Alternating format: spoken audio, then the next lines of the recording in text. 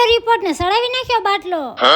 અરે એમાં એવું હતું કે આ સવારમાં વહેલું પાર્સલ આવ્યું એટલે નરેશે આવીને તરત ખોલી નાખ્યું. એમાં સાઈસ રાવણા બધી વસ્તુ દેહમાંથી મોકલી દીધી ધારીથી. મારા બાએ ને મારી બેનપણીએ બે. સવારના 10 વાગે એટલે મારે રિપોર્ટ કરવા જવાનું હતા એટલે મેં જો થેલી લઈ લીધી ને થઈ ગયા હાલતા. પણ વરસાદ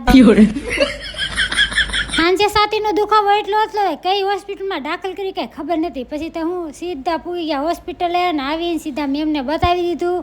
મેમે કીધું કાંઈ વાંધો છે નહીં, રિપોર્ટ કરાવો તા તમને 2 બાટલા ચડાવી દો એટલે તમે દોડવા મળશો. નરેશ કે આ ધીમા બાટલા તારા કેદી પૂરા થાય. પછી બાપ દીકરી આટો મારવા નીકળી જાય, રિપોર્ટ લેવાઈ જાય. રિપોર્ટ આવ્યો ને પછી હું મેં કીધું પાછો 1 બાટલો ચડાવવો પડશે. બાટલો ચડાવ્યો એટલે 2:30 વાગ્યા. ઘેરે પૂજ્યા એટલે 3 વાગ્યા. છોકરા થતા પૂછ્યા. મારા જેઠની ત્યાં જમી લીધું. નરેશ કે જાંબુડા પછી ખાજે, હાલ પેલા ખાવા.